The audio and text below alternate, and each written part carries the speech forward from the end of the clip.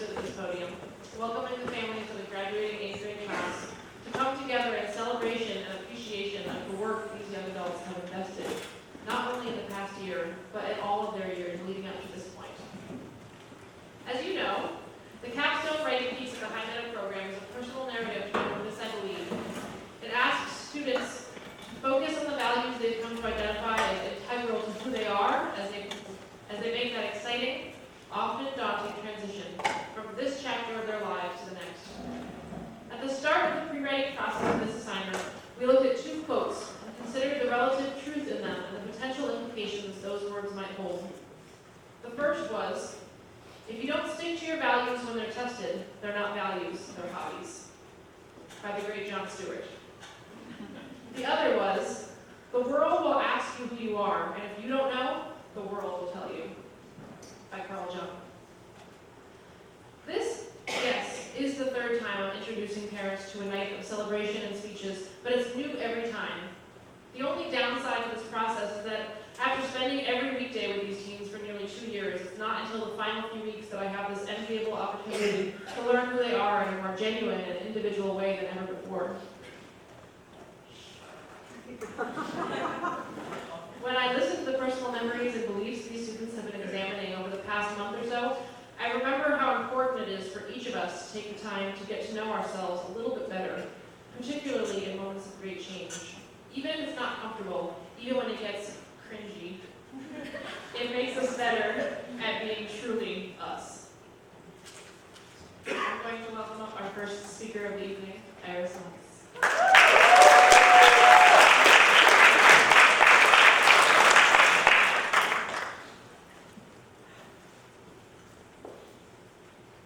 I've been climbing since I was about 6 or 7, but not seriously till I was 9 or 10.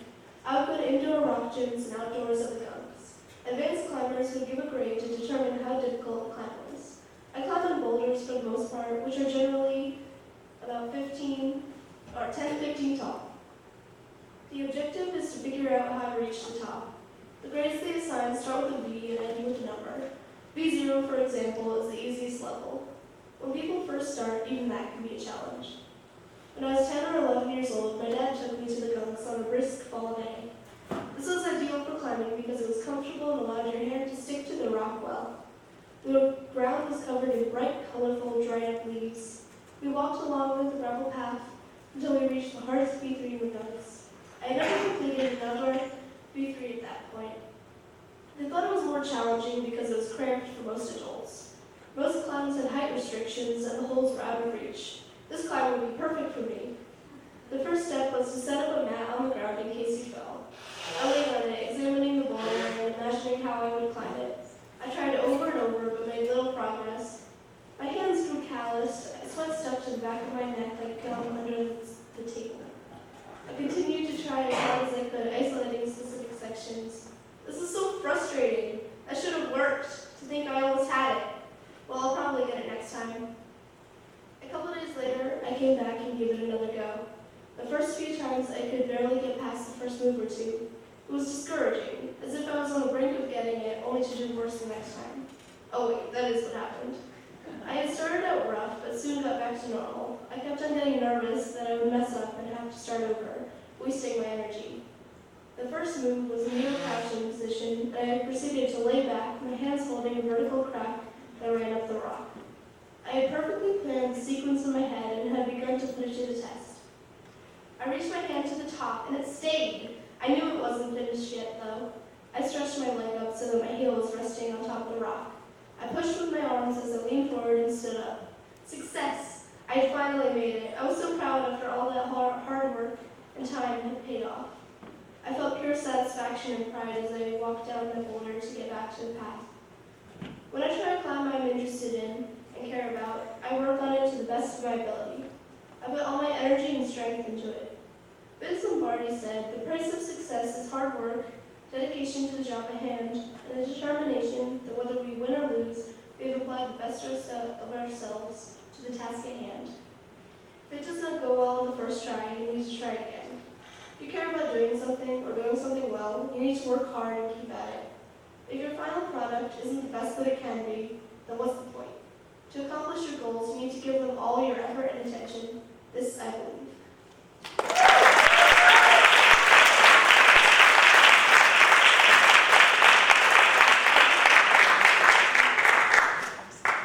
Next, we have Lena Bear.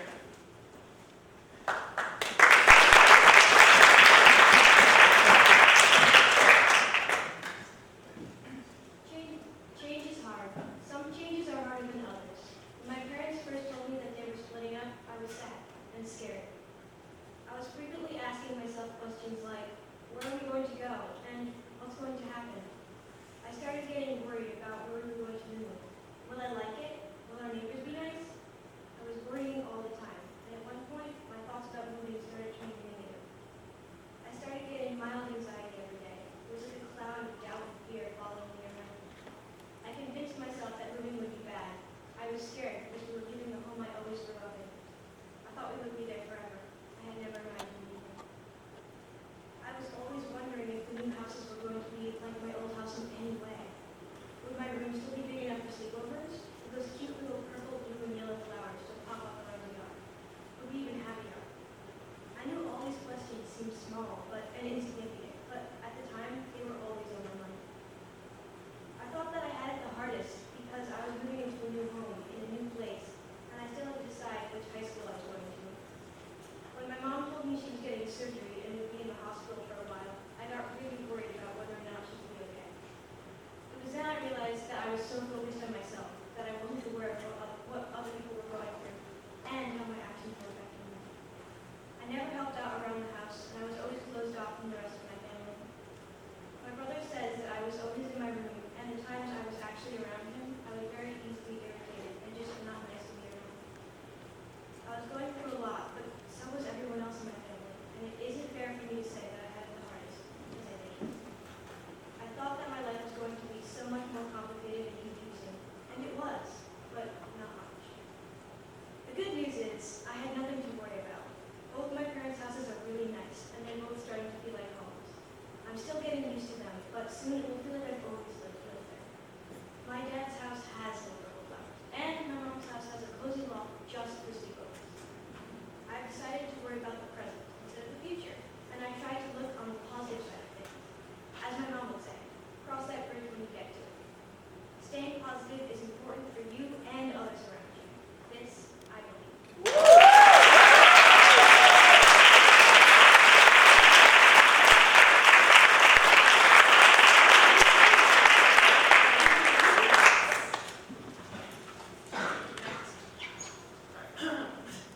Next, we have Reed Morgan.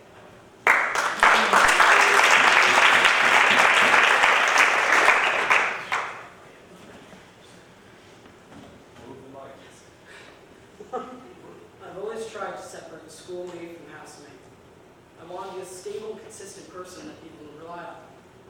My parents, through the traumatic and hard times in my life, have always stayed strong and stable for me and my sisters, and I admire and strive to do the same for other people. No matter how bad I'm feeling or how sad I am in the morning, I try to compose myself before I enter the world. I know it might sound like I'm trying to hide my true feelings or that I'm an introvert, but I see it as a coping method to feel overall better throughout the day. Though I might be sad in the morning, me trying to be happy around my friends in school will mostly transfer to me having a better mood at the end of the day. The bus ride to school is where I go from whatever I'm dealing with to normal, at least normal to you guys. This time now just comes naturally to me after the amount of times I've done it. It was about 3 months after my dad's neck break that when I started to try this. The first few months I tried it was difficult to fully separate the two. After these few months, it became easier and easier to do. One of the hardest times for me was when our 20-year-old cat, Rupert, died. It was May 21st, 2018, when Rupert passed away. He was given to us by our uncle. He was there for all of us while growing up, and we loved him. He was always more cuddly than his sister Lily, and was very old for a cat when he died. We knew he wasn't really enjoying life like he used to. His movements were shaky, as well as his body being scrawny. We never really could prepare for his death. We all loved him so much, but he was closest to my sister. It was a Monday morning when he passed away. I remember waking up and going downstairs as normal. I saw my mom there with a concerned look on her face. I went up to her and asked, "What's wrong, Mom?" Rupert died. Rupert died, she said with hesitation. This news not only made me sad, but nervous to break the news to my sister. The rest of the morning was spent burying Rupert in the woods near our house and paying tribute to him. Not long after, normal me was back.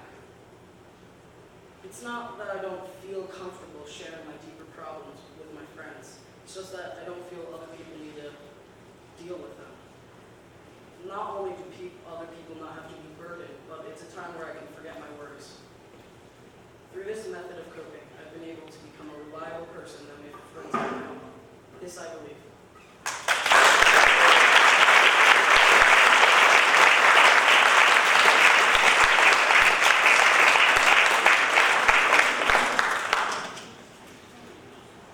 All of you set it up as you wrote on your paper.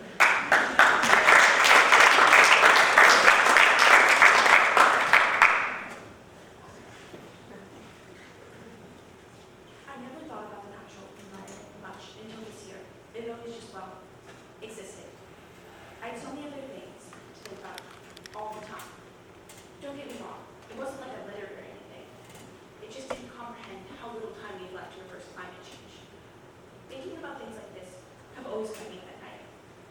If I looked at a plastic bag, I could see it lying on the side of the road. Every time I drive, I just stare at how many cars there are, what's happening to the fuel they burn. So I try to stop thinking about these things that scare me.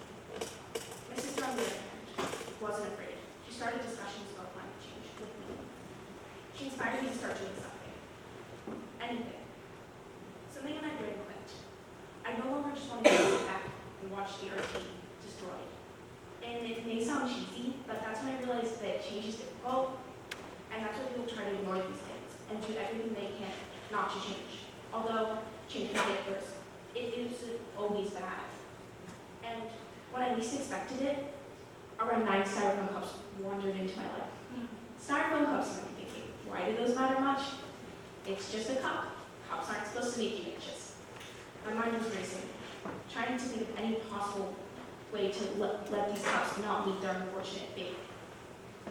I watched someone sip juice from one. Whether in the long run it made a difference whether these cups ended up in a landfill or not, it didn't matter much. For some bizarre reason, it mattered a lot to me. Somehow, I smuggled 9 plastic cups out of a class without attracting too much attention. Or at least no one commented on how some girl had just collected everyone's cup and walked out with them. For a month, they sat in my cubby. I got a few questions on why there was a huge stack of styrofoam cups in my cubby, but nothing major. I kept putting off executing my plan. Oh, I'll wait till next week, I told myself. But that's the problem. One day there will be no next week. Only a forgotten, lost cause. So, one night, I realized I needed to do it. I forgot the cups! I shouted to my mom and sister as we were coming home from school. I had forgotten to grab them that day. We turned around, now on a mission to rescue these cups from the depths of my cubby. After these cups were safely in the car, we had to make one more stop, Davenport, where all our seed needs. After around 10 minutes of staring at large quantities of different seeds, I chose a random flower mix. No vegetables because they'd have to be repotted sooner or later. At this point, I was feeling optimistic. You could even say jocular. To my disadvantage, however, a series of unfortunate events was about to unfold. I've mentioned quite a few things about these cups, possibly too many things. 2 of these being that they had originally held juice, and the second thing being I had waited too long, a few months, to do this. Sadly, in this ellipse of time, mold had started to grow in some of the cups, especially the ones that had been stuck together by the sticky fruit juice. After spraying a lot of water attempting to clean these, a soaking omelet threw away 4 unusable cups they had broken in the process. This was disheartening and a blow at my silly little project, but I hadn't given up quite yet, and I did follow through. On one side of the cup, I wrote a fact about the sad amount of plastic pollution, and on the other side, there's the name of an Instagram account I created that will take you right to a bunch of tips to help you reduce your impact. Not waiting for the flowers to grow in. Even though planting things in old plastic cups and writing climate change facts isn't going to change anything huge, I want to keep growing and expanding. You don't need to make a huge difference to do something. I was uncertain if I could make a change. I don't volunteer picking plastic up every weekend. I really don't like talking in front of people, and I'm not zero waste. But that doesn't mean I will never do any of those things. Starting with something small has inspired me to keep trying, and I hope I can find bigger projects to help with and be more involved with reversing climate change. And it is something I care about, and I'm just learning about. Even if an act is small, it's worth it if it contributes to a positive change. This, I believe.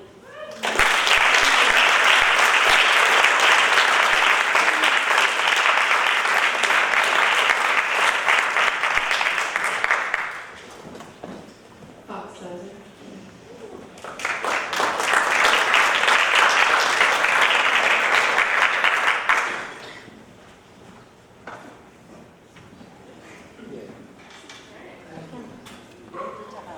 I've always thought that friendship is hard, because without friendship, you can't have much of a life. With friendship, you can support each other.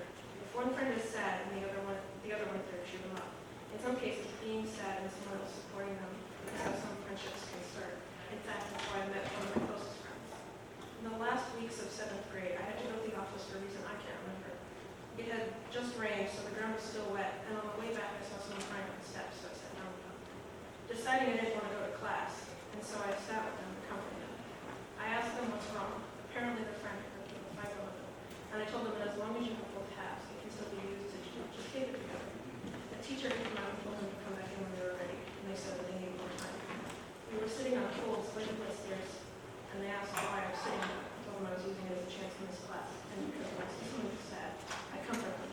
Most of the time, other times I might not know what to do, so I'll avoid them. Knowing that I can help somebody if they're feeling down and helping them with an issue makes me know that I can be helpful. Sitting with them and showing them that friendship can start in many ways, ever since I've been good friends.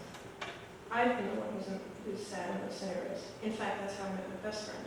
During one year at summer camp around 8 years ago, we were playing some games in a sun-filled field, and I fell and twisted my ankle. One of the counselors took me to the side, and I sat on the ground under a tree on the roots. This person around my age was sitting out because they didn't want to play the game, so we started talking. I was crying, and they helped me through it, and I realized we had a lot in common. We lived close together and went to the same preschool. All of these situations have shown me that even through your ups and downs, there will be someone there for you, whether you know them or not, to help you out. This I believe.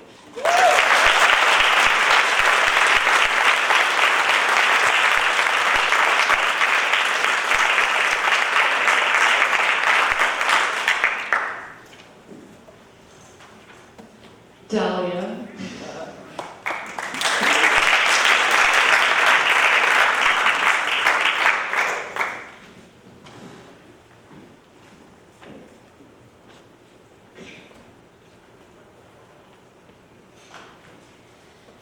It was about halfway through this year, and it was just a regular math class. I sat down in my assigned seat glumly like every time I had math class. Sometimes in math I just sit there kind of lost and confused. I've never been good at math, like never. It definitely does not come easy to me. I have always been embarrassed and self-conscious about that fact. And I used to pretend that I understood what we were doing in class because I had the idea stuck in my head that I would have been thought of dumb if I asked questions. Peter and Ashley then called us over to the circle area, which we don't normally do, so we knew this class would be a little different. But we all carried our chairs over to the other side of the room and put them in the circle formation. Well, in somewhat circle formation. Ashley waited until we were all seated and stopped fighting over the couch. Then she said something along the lines of, "Your parents got an email that if you haven't already heard, we're going to start having split math classes. One of the classes is going to be the faster pace, and the other class is going to be the slower and more pace." My mom did tell me about this earlier, and I was not happy about it. Then Ashley went in more detail, explaining how the two classes would be. People ask questions. I was not the only one with mixed feelings. For a lot of my classmates, the split math classes may not seem like a big deal at all, but I was really upset by it. Then she said, I want you to make this decision by yourselves and write on a piece of paper which class you want to be in and your names. And don't ask your friends which class you want to be in. This decision isn't meant for you. So of course my classmates immediately whispered and nodded to each other to confirm that they were going to be in the same class together. Immediately I thought I was dumber if I did this slower group, and I got really self-conscious because I knew I was not going to be able to keep up with the faster class. Splitting the math classes was very stressful for me because I really didn't want my friends thinking I was dumb or not hardworking. This is just one of the examples in many. This is just one of the many examples that I would worry about how others see me. A lot of false thoughts would go through my head. Do they think I'm dumb? Are they talking about me? Do they think what I said is stupid? I think I just need to realize that it's okay if I'm not as good as math and I can't learn something as fast as my friends. And I just need to get over it and not let it drag me down and not let me succeed in life. I'm actually really glad that I did the slower, more in-depth class. It worked out really well, and I think I was able to, for the first time, that I got a thorough understanding of what I was learning. Ever since first grade, I've been comparing myself to other people, and always being self-conscious of my learning differences. If I said that I'm now completely accepting of my learning differences, and I don't care how others perceive me, that would be a lie. I definitely have improved these past years, but I think I'm definitely not there yet. I think the message that you will never be perfect can fit in many scenarios that I've experienced in everyday life. There can be people that get in the way of your confidence and will try to push you down and tell you that you are not good enough, or will try to tell you that what to do or how to act to make you how they think perfect is supposed to be. It's important for me to keep on working to accept the fact that nobody is perfect and will never be. This I believe.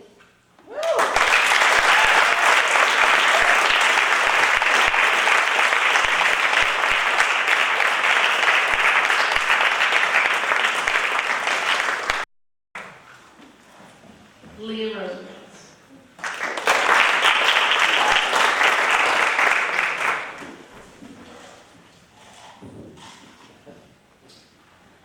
The year was 2018. It was a brisk summer's afternoon. The sun was beginning to get lower and lower until it would eventually set into a fiery red sunset. I was in Utah, Salt Lake City to be exact. I was there for an annual convention that I had been attending since I was a wee child. It was for my mom's business. Over time, I had become friends with other kids whose parents had also brought them with them to the convention.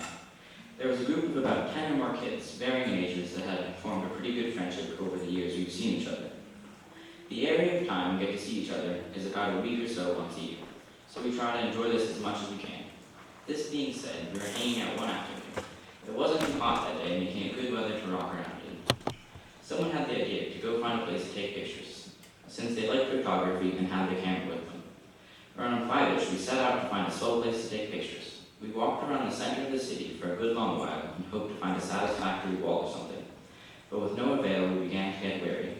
So we stopped to get our bearings and rest a bit. Where we stopped was in front of a parking garage where one of the people had parked their car. We had an epiphany that maybe we could find a way to the top of the garage to give us a view of the city. We thought for a second, then proceeded to investigate the garage for a staircase or elevator. The sun hadn't set yet, and it was still bright out. The temperature had dropped, making it a delightful evening. Walking up the initial ramp, we were met with an elevator. We clambered in and up we went. Once we reached the highest point, we stepped out of the elevator and was met with disappointment. It was just another level of the garage. At this point, we were determined to reach the top. There was a ramp that was meant for cars, which had a small sidewalk. We thought, this must lead to the top. Sauntering up the ramp, my legs were beginning to ache from all the walking that had occurred. Once we rounded the corner, I was met with a beautiful view of the city. It was lit up with lights, and the setting sun was casting a blanket of pinks and reds. The light was reflecting off the skyscrapers, making them look on fire. There was a cool breeze accompanied with the smell of the surrounding city. Later that night, we said our goodbyes and I left in the next couple of days, wrapping up another week of adventure. So we part our ways, most likely not to see each other until next year when this time rolls around. Even though it was a bit of a struggle and we weren't sure what would happen, we carried forth and got rewarded. If you pursue your curiosities, then you will be granted with new experiences and opportunities that you may have not been otherwise. This I believe.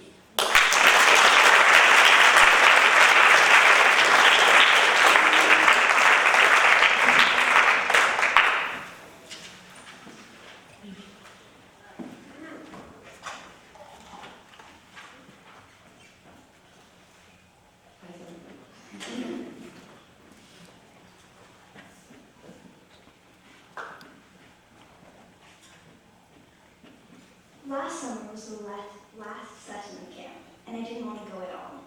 I've gone to the same summer camp since I was 9. After your last year, you can be a CAT, which isn't something I felt ready for. At this camp, there's an overnight camping trip that lasts 2 nights. I've never been to a sleepaway camp or anything like that, but I decided to go anyway. The camp had been going on for a couple of weeks, and the day we all arrived in the parking lot, there was a buzz about the crowd of kids and counselors. We started our hike up the mountain. The hike we went on every day. The hike we thought was so long and difficult in the beginning, now it's easy. We reached our campsite and put our bags down, and got settled in the hut we made out of leaves, ferns, and sticks.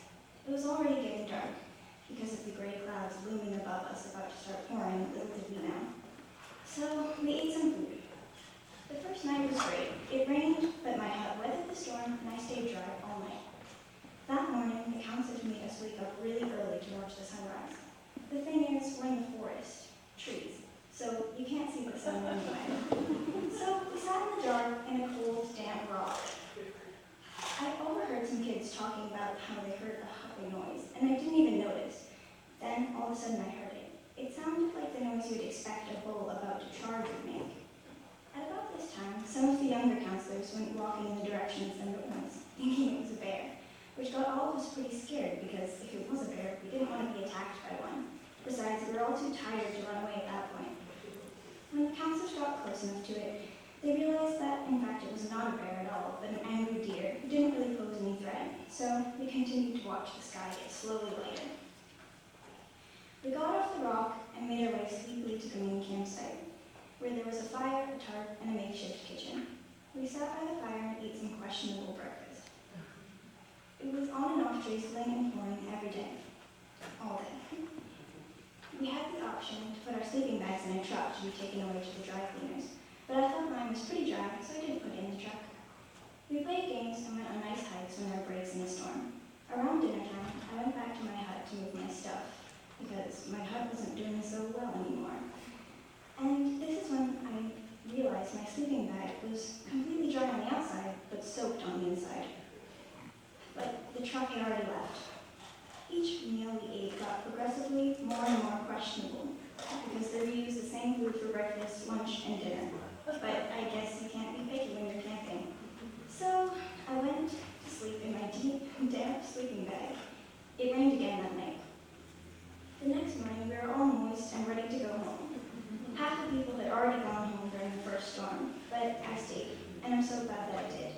And looking back on this experience, and countless others, what I've learned is when someone needs me, or even if I need myself in some way, that decision, that difficult, looming decision that you have to make over and over again, you have to choose not to give up, not to let opportunity slip through your fingers, but to do the thing you're not so sure about. And even if you think it wasn't worth it, someday you will look back and see that you took the chance. You made the decision. You overcame all the discomfort. You took the chance, and in the end, that's what mattered. This I believe.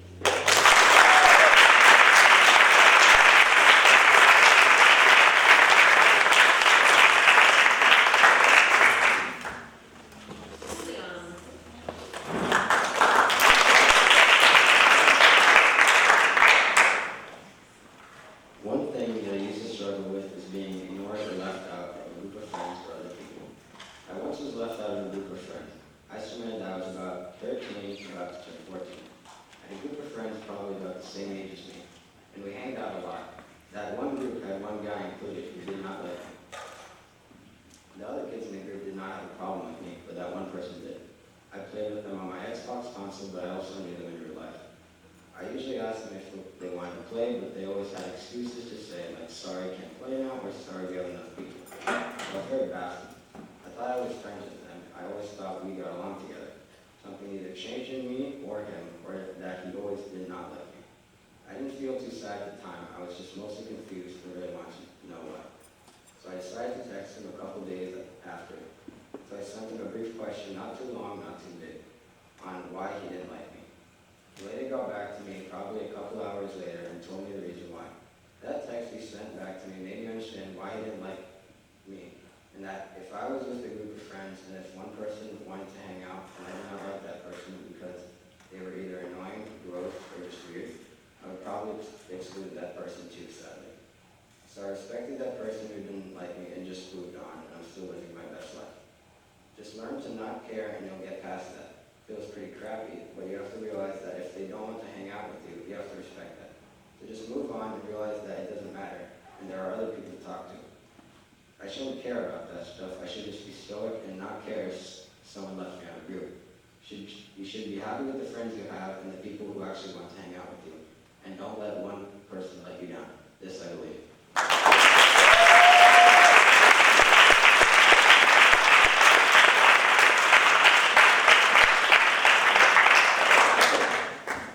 Ashley.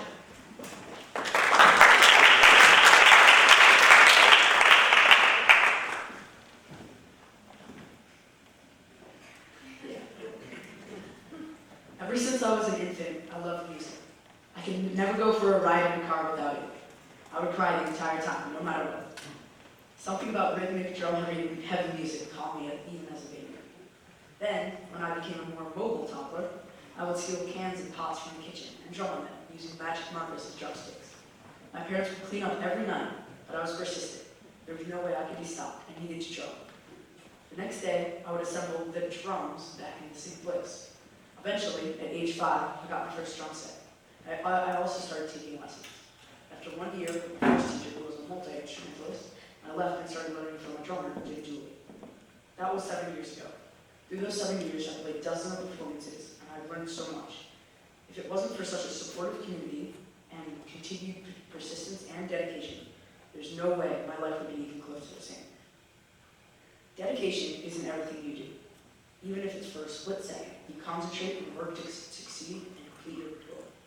The hard part is to stay persistent and to keep on trying, not only until you're done, but to never stop and always strive to do the best at what you can do.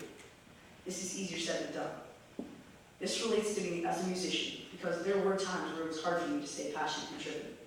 For example, leading up to the Variety Song show last year, I had to work very hard. I was in 7th grade and I chose to do the hardest solo I've ever done. Not everyone will understand, but it was in 17/16 time signature. I learned this by using the conga. According to Wikipedia, it is the art of using percussion syllables vocally in South Indian music.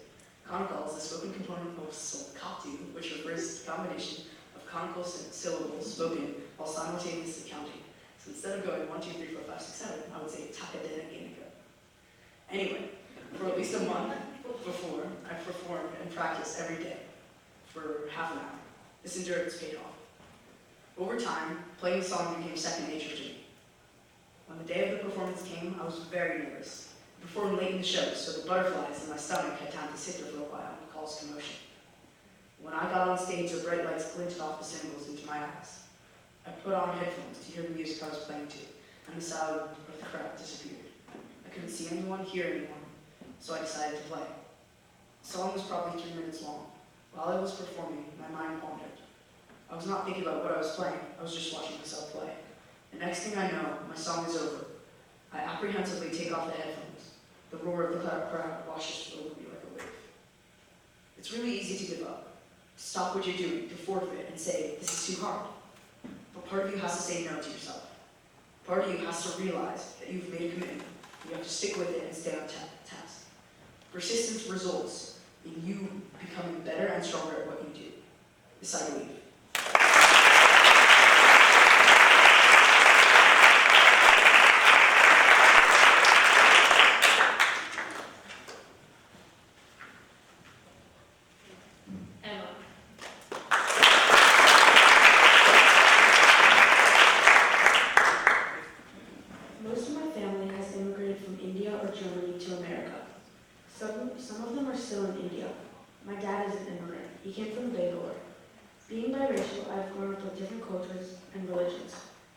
been to India and Germany.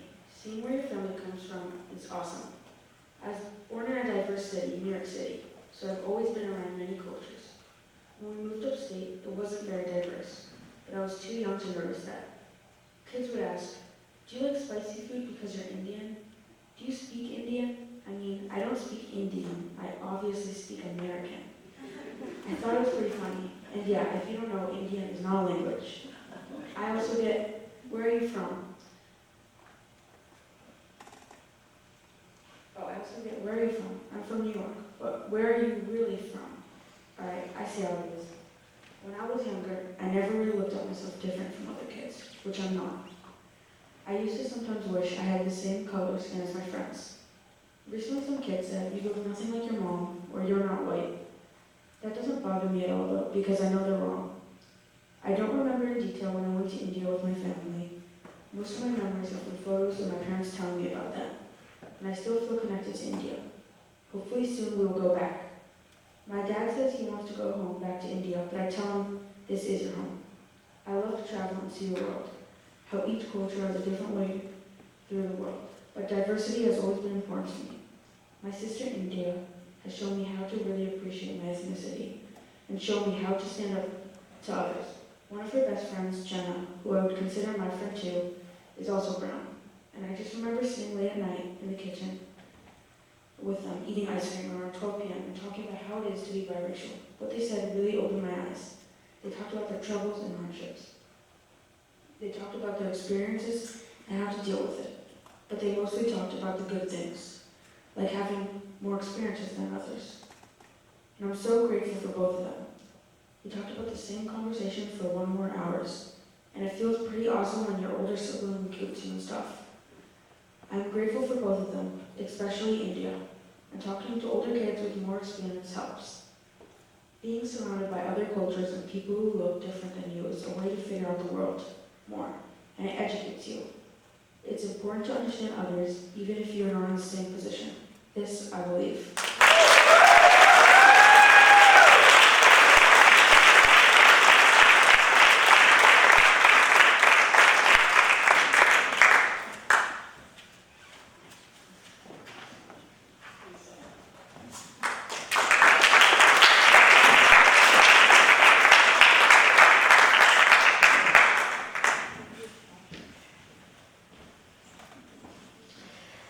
Who you are is not who let others perceive you to be.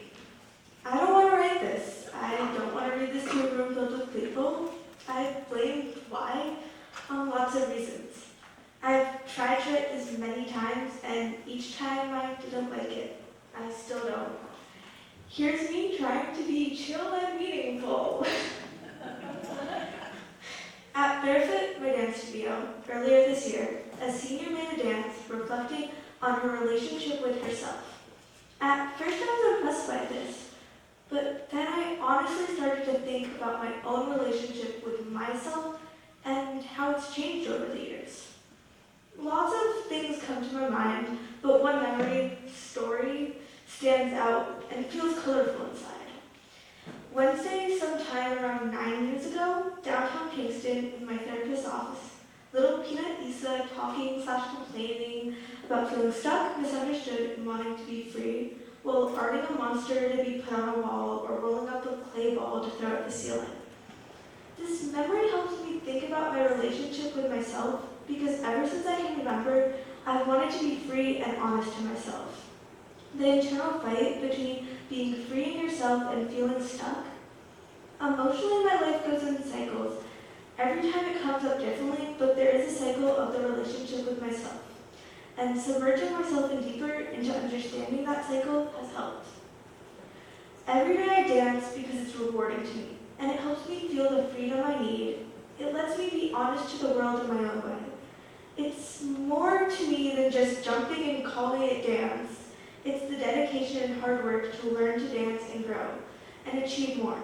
It's about the persistence to still care and yearn to dance, even when it gets hard and tiresome.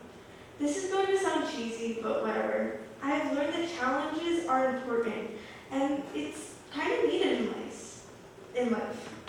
It's also the honesty and freedom I look for every day, which is even more gratifying than the work I put in. honesty and freedom are the most important values to me, and this is me being honest. I've lived about the last 9 years, because pre-K and kindergarten don't really count, of my life, trying but failing, or having the feeling of failure, even when I've supposedly succeeded. When do you let go of trying over and over again if nothing changes? When is it considered freeing yourself, and when is it considered giving up? What is the difference? That's the question I've been asking myself for a while now. What I still know to be true for me is that honesty and freedom are one and the same for me, and if I can't honor myself in honesty and freedom, then the question of freeing or giving up doesn't really matter to me until I can find myself again. I'm not done. I like painting with coffee and tea. This I believe. What I really believe is dedication, persistence, and hard work are important, but without the freedom and truth of who you are, the results are meaningless to me. This I actually believe.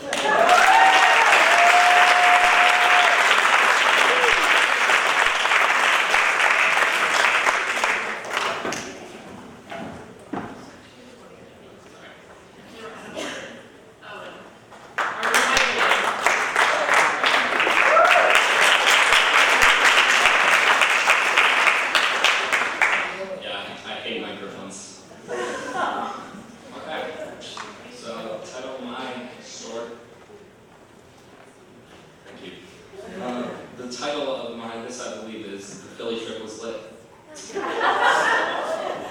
After a seemingly eternal ride, made longer by Liam rocking out on his fricking melodica, we were at the hotel. We sat not so quietly, eagerly awaiting our rooms, ready to zone out in front of Julian's Xbox. Once in our rooms, we whipped out the Xbox faster than Usain Bolt, stealthily plugging it in and starting that bad boy up, sneaking the other men across from us into our room for a round of Xbox. Pulling out our huge stash of food faster than a mushroom shoots out a singular spore when stepped on, me and him had brought our big peas. Prosciutto and Parmesan, of course, and some other cheeses. Fox pulled out a big bag of Skittles. The woman, seemingly attracted by the Skittles, or Fox, came into our room. But we were too cool and decided what we needed to do was get our gains in at the micro gym. We stood around for 5 minutes, doing nothing, and after a good workout, went back upstairs to gorge ourselves on more Skittles and play Xbox. After grinding on Xbox for 30 minutes, we were again bored and decided to watch a horror movie. 10 minutes later, we settled on a really good-looking movie called The Highwayman.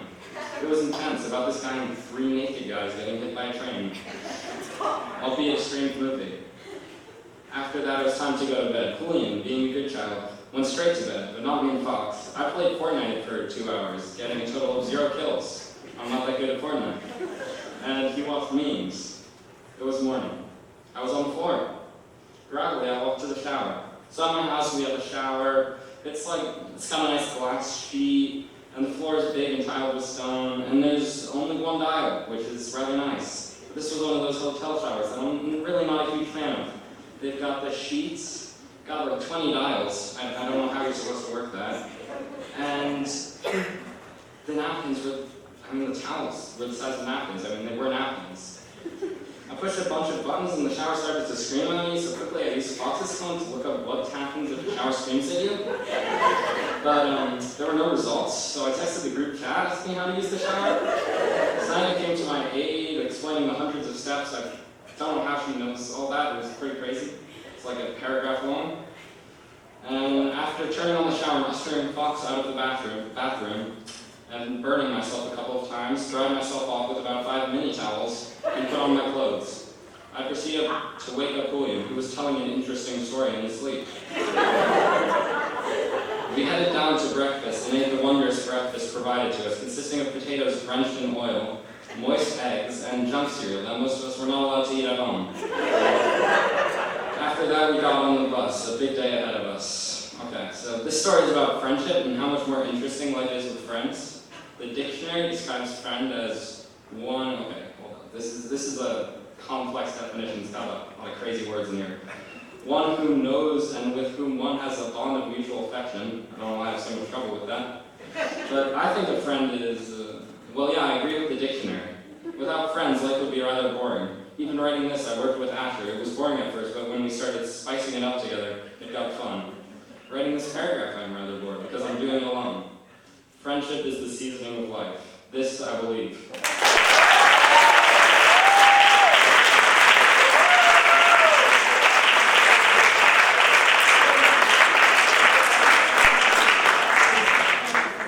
Gabby.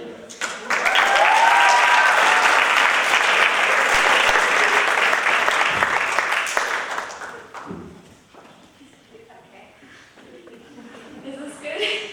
Alright.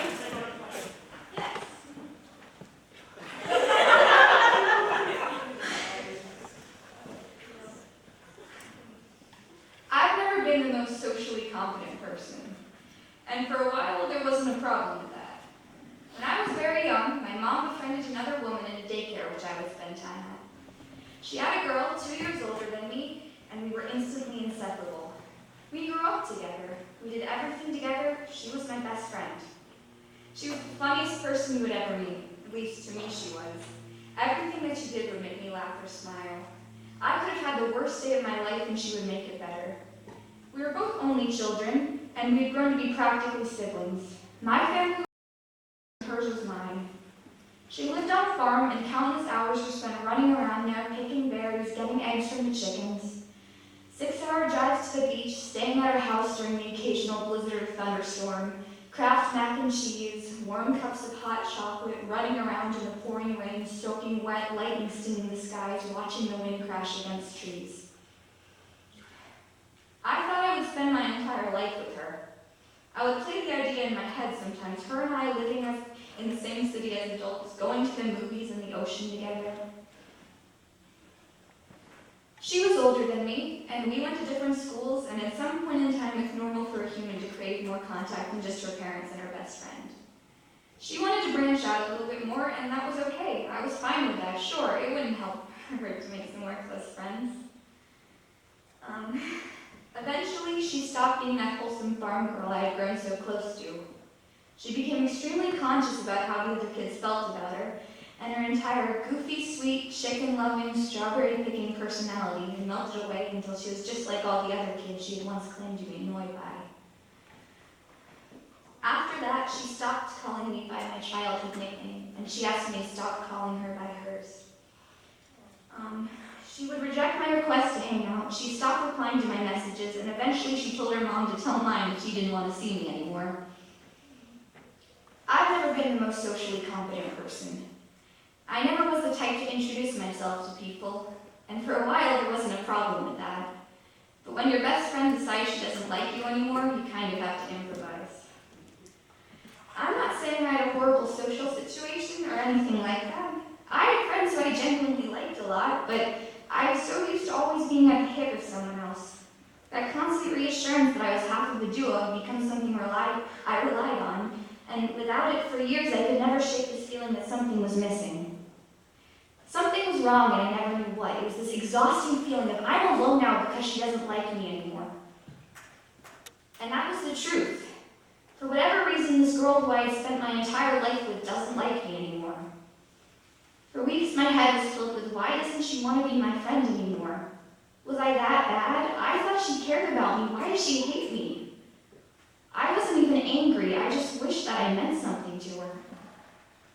I was nothing without her. Losing someone who you really care about takes a toll on you. I don't like to think of myself as an emotional person. I generally try to avoid the subject. So this whole speech has been kind of a roller coaster because of how sincere it is. And I've kind of avoided telling people what I'm writing about because of that. Our leaving each other taught me a lot of things. She taught me how to deal with some restless, awkward, uncomfortable things that I never imagined I would be reading aloud to friends and family. Even though I still have some horrible, ugly feelings attached to her, I guess if I had the heart to say it, I would tell her that I'm grateful for her. I wouldn't be the person I am without her. At some point in time, I learned to accept the fact that not everything is meant to be. Sometimes things go sour, people change, and nothing and no one is ever going to be perfect. You have to pick out the things in life that make you happy and take the rest as it comes. This I believe.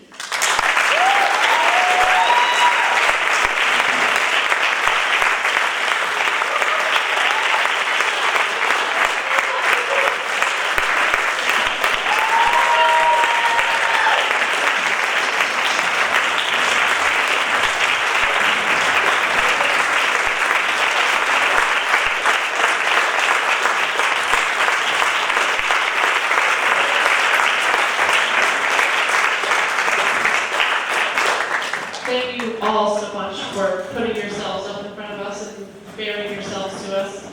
As you'll notice, each of these speeches is always exactly who these kids are, which is why